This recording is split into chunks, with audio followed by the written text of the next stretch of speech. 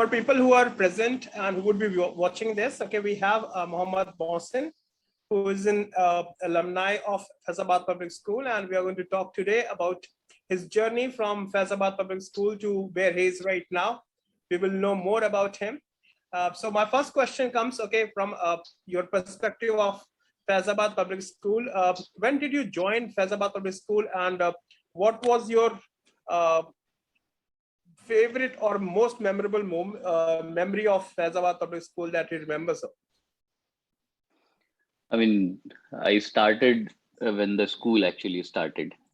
okay. So the journey starts in 1999, 2000 itself, when I joined the school as a student of class 6 there. So, I mean, I was in class 6 then, and we were a bunch of like 6 students there. So we were the first batch, and I absolutely remember everything every day. I think every minute from class 6 to class 10 of Faizabad Public School. I mean, I still remember the day one, the inauguration day. Not my joining day, but the inauguration day of the school. I remember that event as well. I mean, I think Honorable Judge Qudusi Saab was the chief guest there for the school inauguration. So I remember everything, and everything is memorable. It's here. I don't let it go. I relive it. And who was the principal at that given point of time? Do you remember?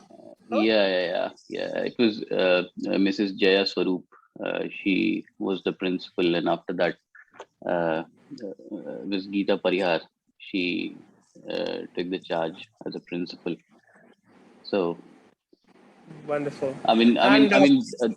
There were people like Zarina ma'am, Iqbal sir, and Jaya Swaroop, and these were the people who were basically taking care of everything for the school. Even Zarina ma'am used to take few classes for us. I think she has taken Urdu classes for us. So it was more of a family. The whole school was, I think, 60 or 70 people when we started, and right. I've seen it growing every day. I've seen it growing every day, every year.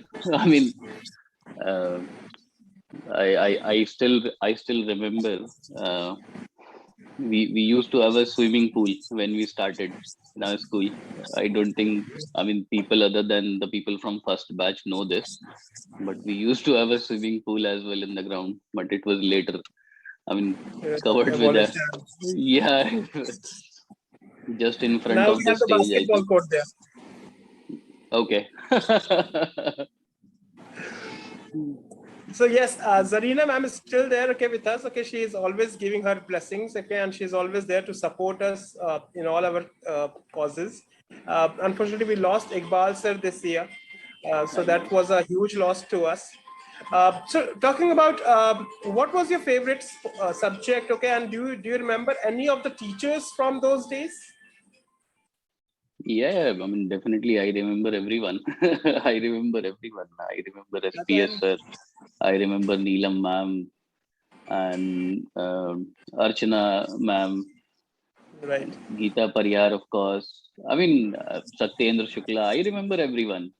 OP sir. And what was your favorite subject? Until class 10, you hardly have a favorite subject. It is actually the teachers which more favorite your teachers. thoughts. Yeah, so you have favorite teacher, and our favorite used to be Shyam Prakash Srivastava Saab, because he was, I think he's the best teacher for mathematics, and then he was our sports teacher as well. So, yeah. If you push him a little hard, he will give his period for you to go to ground and play football. So, very kind. Wonderful. And about the extracurricular activities that we used, that used to happen at that given point of time, because certainly we have it's like 20 years now, close to 20 years since you have moved out of Faizabad Public School. So how was the curricular activities then? Okay, and I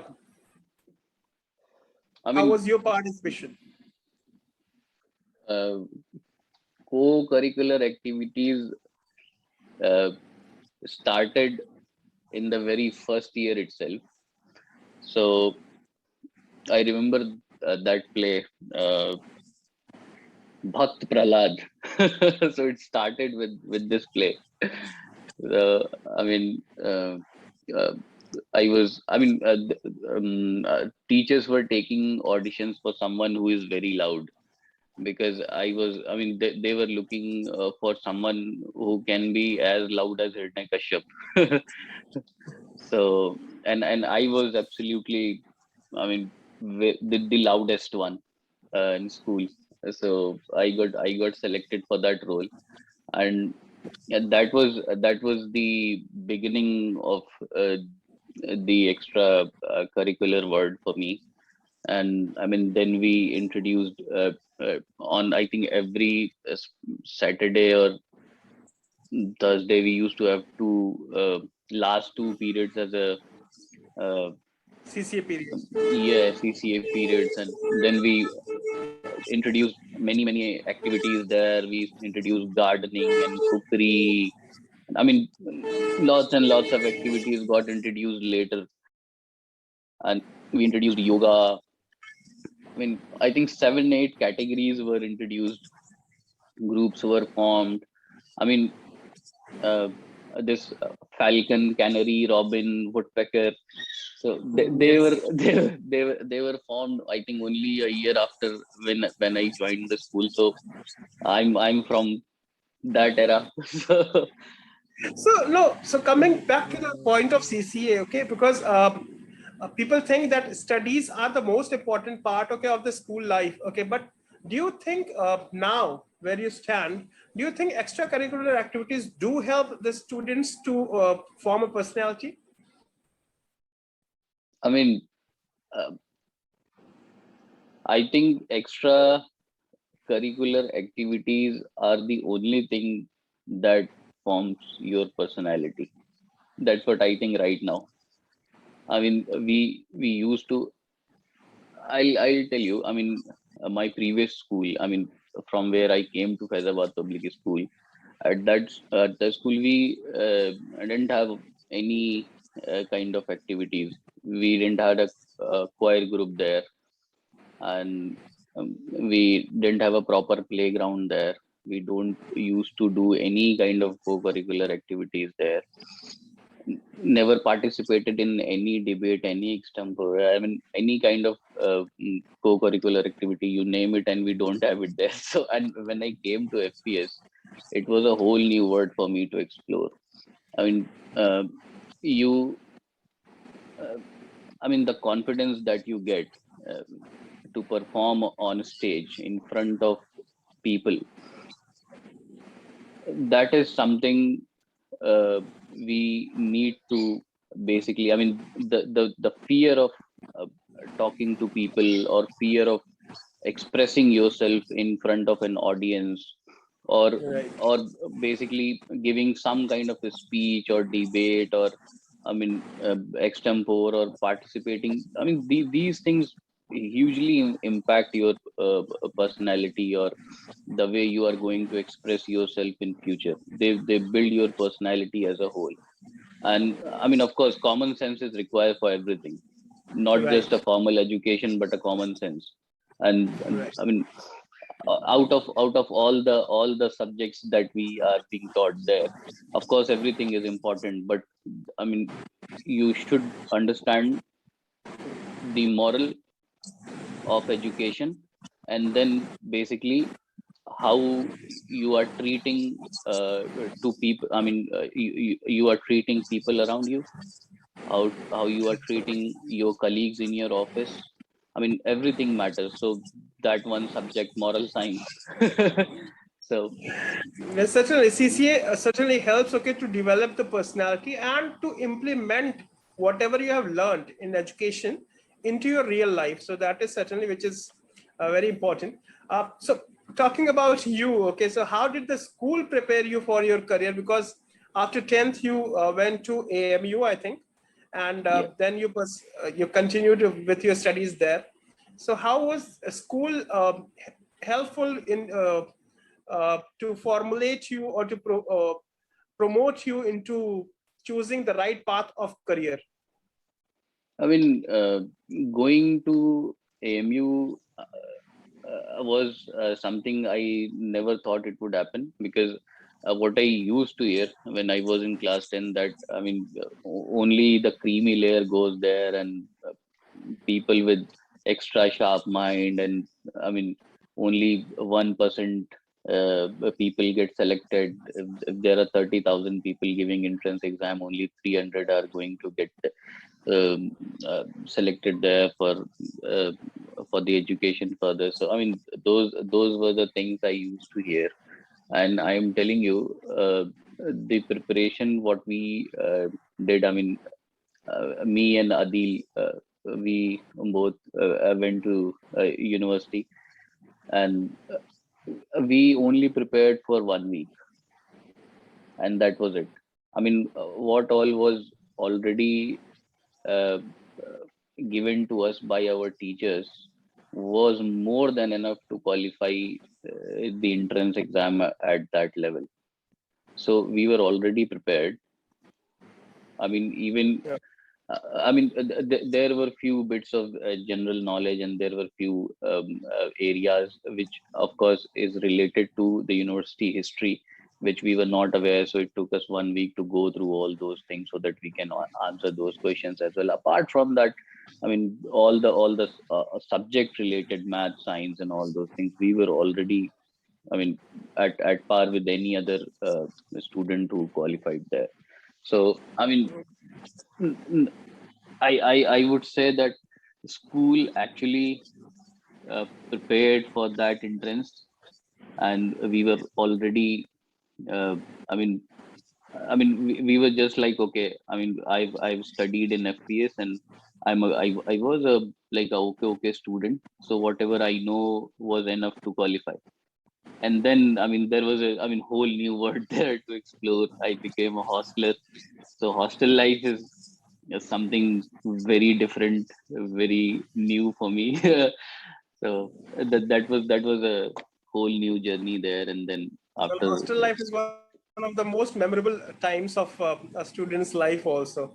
Most of of the course fun it is, of activities course that it we is. do is Yeah, yeah. I mean, of course it is. okay. But I mean, I whatever friends I make from starting from Faizabad Public School to my 11th and 12th, the secondary schooling, and then my engineering. So I mean, I am in touch with almost every one of them because of social media right now. I mean, you can get in touch with anyone right now, but I never lost touch with any one of them. When I go to Faizabad, I meet my friends from school, and when I go to Delhi, I meet my friends from university. So everyone is kind of in touch. Okay. Now, so talking about after your engineering, okay, you got your first job in TCS.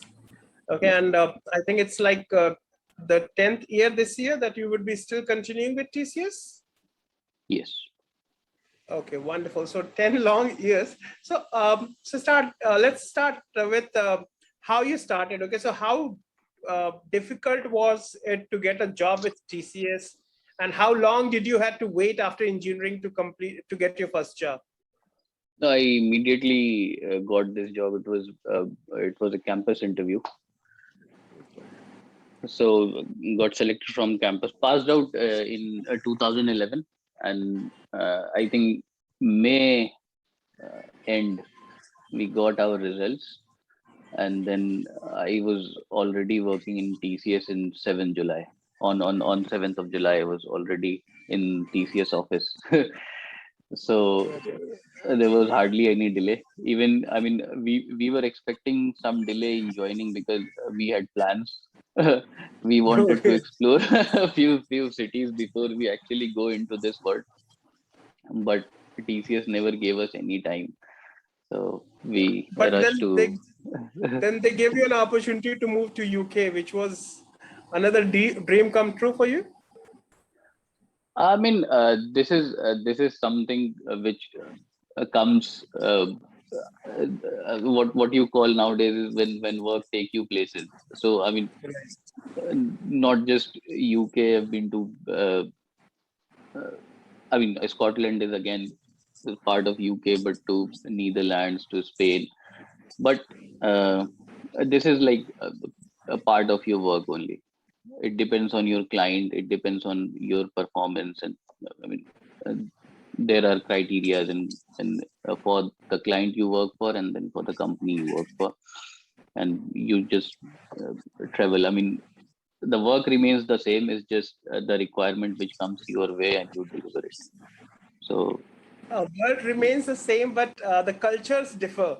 Okay, because from Faizabad, okay, the culture is totally different. Okay, you have your friends. Okay, sham ko, let's meet together. Let's have chai. Let's have samosa.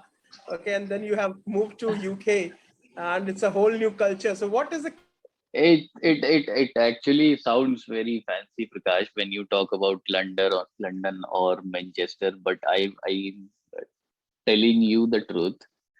Uh, Indians, like the India before partition, India, Pakistan, and Bangladesh, we are slowly uh, taking our share back from Britishers. I'm telling you. So if you come to London, London is a city which is multicultural, multi-ethnic in true sense. Whatever multi you have in dictionary, London is all of those things. I'm telling you. So if you don't want to talk in English, you don't have to talk in English. If you want to talk in Punjabi, you can talk.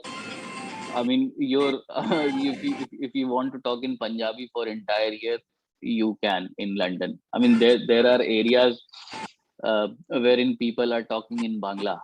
They don't talk in English. So I mean, London is a pretty interesting city. It's a very fascinating city.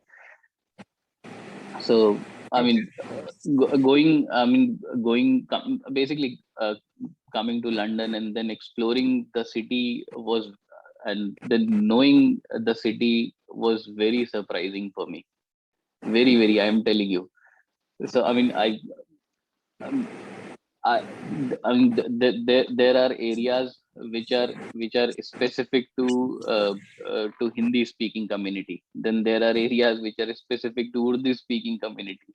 There are areas which are specific to Chinese speaking community. So you have areas divided in the city itself. So London is representing the word. I'm telling you.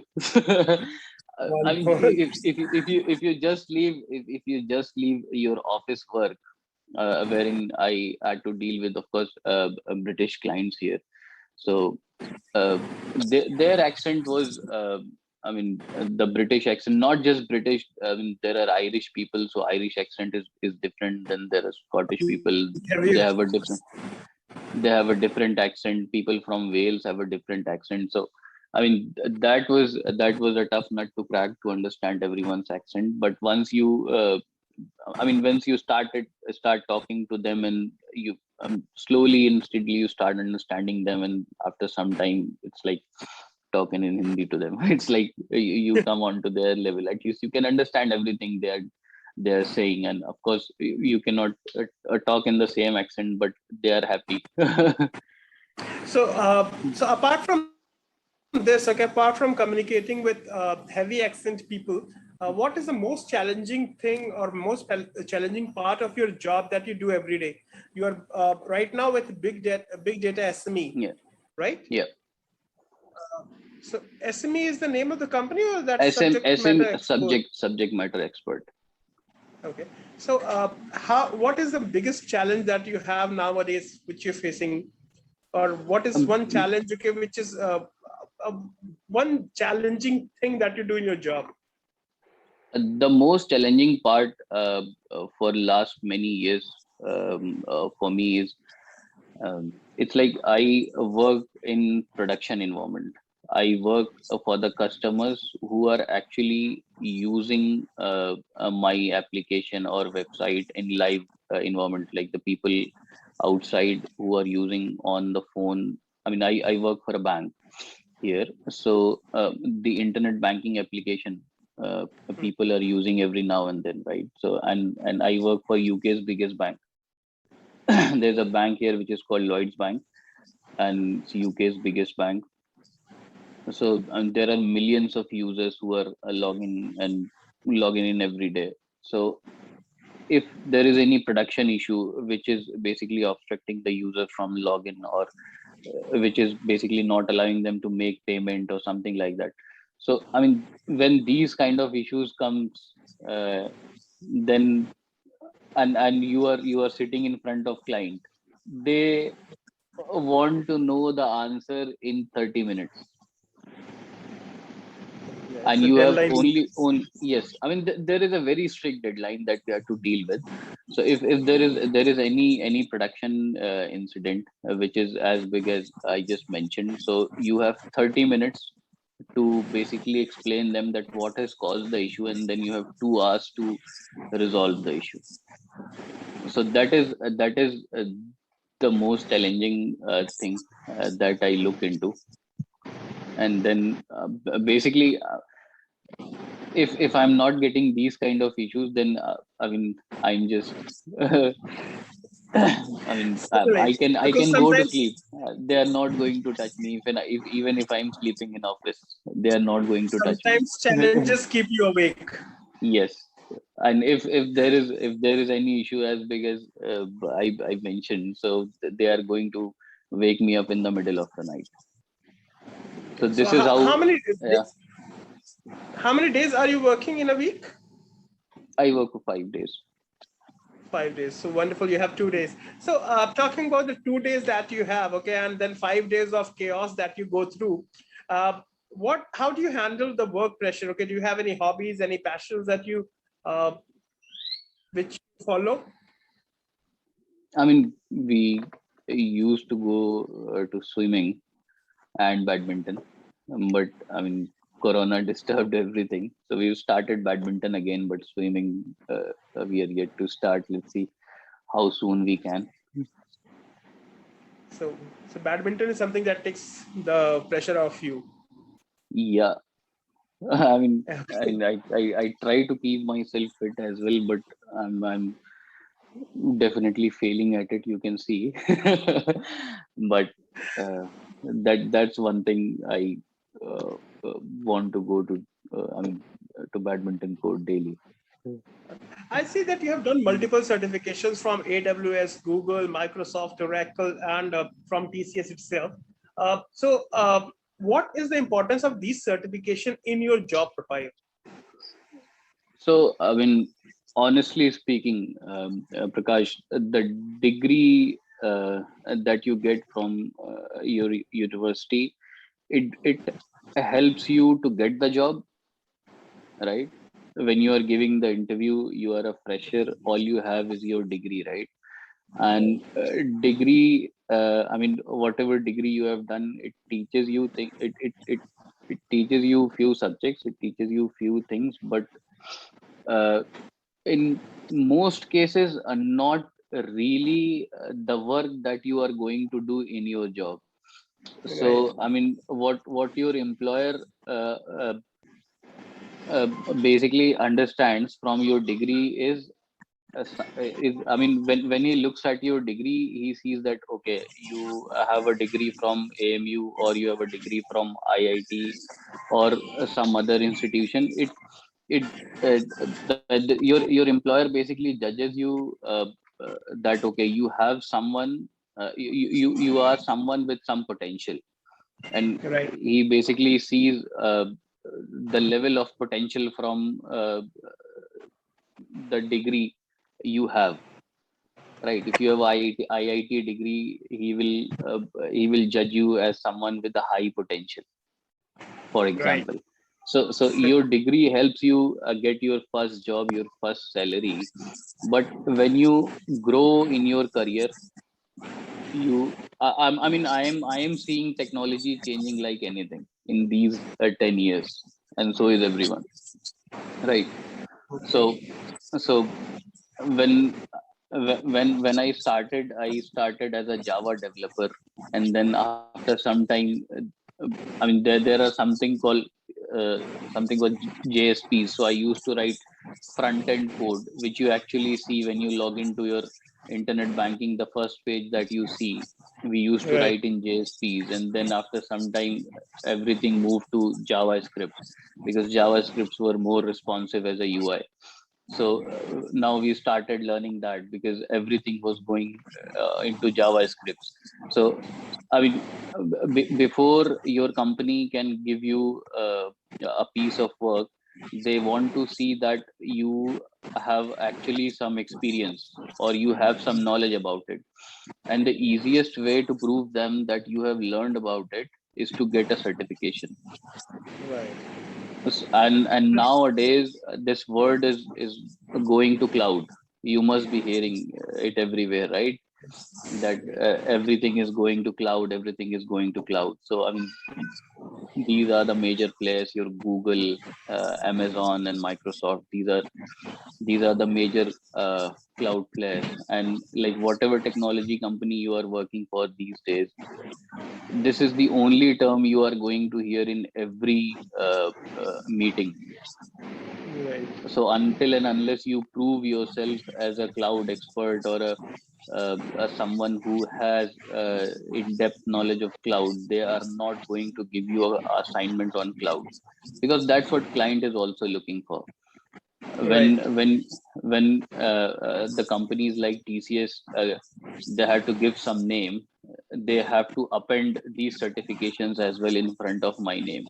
So Mohammed Right. Mohsin, AWS architect. So this has to be appended with my name so that my client uh, gets some kind Understands. of confidence in my, yeah. Right. So this is how the world is moving. So you get a degree to get into a job, and then you keep on going through your uh, study material and your technology material and your certifications every year to keep yourself updated. Mohsin, next question is about your career progression. Okay, because you had been with TCS for last 10 years.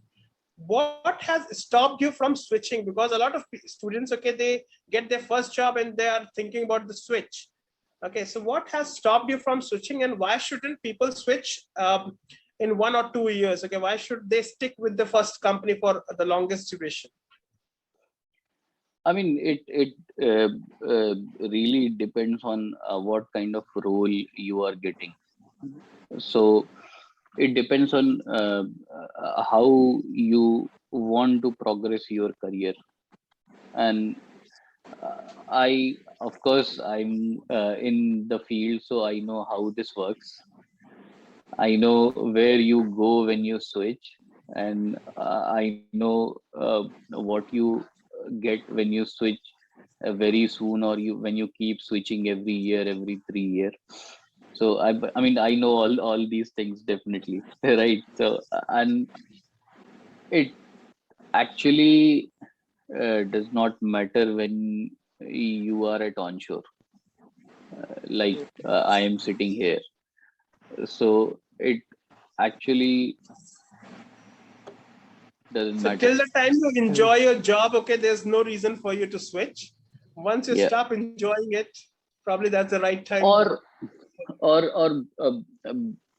sometimes the switch, people do switch because they want to work in certain company, right? So I mean, people have aspirations to work in companies like Google, like Microsoft, and like Amazon. They have aspiration to go there and to work with very high performance cadre. So that is something else. Sometimes people, when they come to job, just keep on brushing themselves and updating themselves, because their only target is to basically uh, get a job there. So that is a very different thing, because that is something uh, uh, you were dreaming about and you want to achieve it in your life. So that is something I'm not not that kind of a person. I mean, I'm happy with uh, Tata. Well, Tata They is one of the biggest names in the world, so certainly it's providing data solutions to not only in India but across the globe. So it's one of the It's major everywhere. It's players. everywhere. Wherever you go, you have a. I mean, even in London, my client's client office stands nowhere near to Tata office. Okay. Well, It stands I nowhere remember near. because And when I I've was already told you, and I've already told you that I work for UK's biggest bank. Even then, my client office stands nowhere near to Tata's well, office. certainly because even when I was in US, okay, they had all the data services were provided only by Tata. Okay, so they were using Indian services in US. Okay, and there was no US player which was there in the field. So certainly it's one of the biggest companies. So Tata obviously holds, and that is the reason why Mohammed Mohsin is there for 10 years, because they are giving Mohammed Mohsin what he wants. Yeah, I Uh, mean, and I mean, it is not just about being here or uh, being an expert in technology. It's like a whole new world. So if you want to be a teacher in Tata, in the company which I work for, you can be a teacher, as simple as that. Be a good teacher and they will pay you what they are paying to me. Wonderful. If you want to be someone who wants to be on stage, let's say, they will give you enough opportunity to be on stage, be on the spotlight every day, and they will pay you even more. If Wonderful. you are if you have excellent communication skill, and let's say l- less technological skills and an excellent communication skill, they will give you even more opportunities to talk to So, world. so for the students who are part of Hyderabad Public School, okay, if they wish to join TCS, what would be your suggestion to them? I mean, uh, joining TCS, I think it's easy to join because they have a lot of quota for intake every year. They are one of the biggest um, hirer for the technical community in India. So I mean, if you really want to join TCS, it's going to be a piece of cake. I mean, so you can very easily walk into TCS, but I mean, keeping up with the people working here is the actual question, Prakash. So I mean, as I was telling you that uh, I mean, when you join the TCS, decide what you want to do. If you haven't decided before, at least when you are here, decide what you want to do. If you want to be a pure technical person, they will keep giving you the coding assignments. Just go and like sit in front of a laptop and start coding. Okay, and you can uh, code until your last breath. We have enough assignments here. I'm telling you. I mean, we have enough assignments here.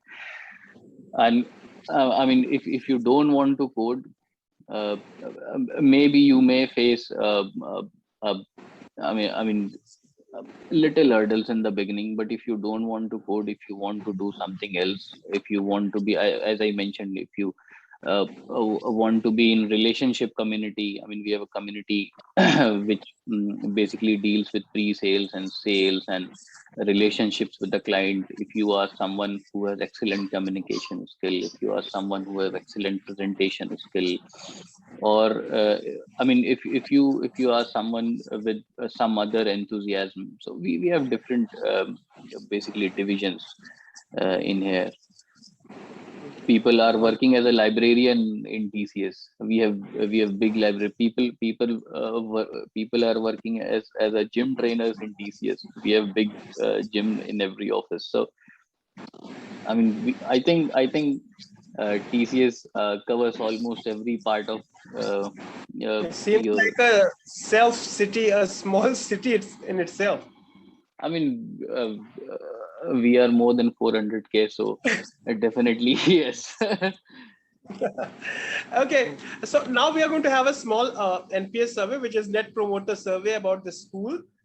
So I have a scale of 1 to 10. So 10 being the highest, 1 being the lowest. So on a scale of 1 to 10, It how is 10. It is 10 in everything. I'm telling you, it is 10 in everything. If you're talking to me, you are going to get this answer. It is 10 in everything. Wonderful. I've told you, like I'm from the very first batch. So I have seen it growing in strength. I have seen it growing in infrastructure. I have seen it growing in spirit. I mean, I absolutely love Faizabad Public School. I am telling you. I Okay, was and one of those who has hardly missed any day at school. I used to be someone with 100% attendance. wonderful. Any plans to visit Faizabad Public School in near future? Whenever you're planning to return back to India? I mean, definitely I can. Whenever You I still have come family in to, Faizabad? yeah, my Okay. parents are there, So so I go. I mean, whenever I come to Faizabad, I meet Omar as well, and Zarina auntie and Adil, everyone. So certainly we would be looking forward to host you anytime. Okay, you're in Faizabad. Any additional comments about the school or anything that you want us to change in Faizabad Public School? I mean, it's changing every day. What else I can say? It's changing every day. It's growing every day. So, I mean, I'm not sure if you still have SPS, sir. We still have SPS, sir. Okay. He's So, I not mean, going anywhere. he's one of the best maths teacher, I would say, in city. He's a So, good friend of mine. Okay, and he talks uh, about all his students. Okay, and he remembers all his students. So certainly, I will talk to him about you also, Mohsin. definitely. So I mean, just listen to him, and you, I mean, you will learn a lot. You will learn a lot. Just pay attention to what he's saying. You will learn a lot. Wonderful. Well, thank you, Mohsin. Thank you for your time, and thank you for this interview. We certainly wish you all the best for your future endeavors, and we hope we are able to continue with our growth of success. Okay, so thank you Definitely. very much for your time. Have a nice day. Bye. Yes. Thank you, Prakash. Bye, sir. Bye.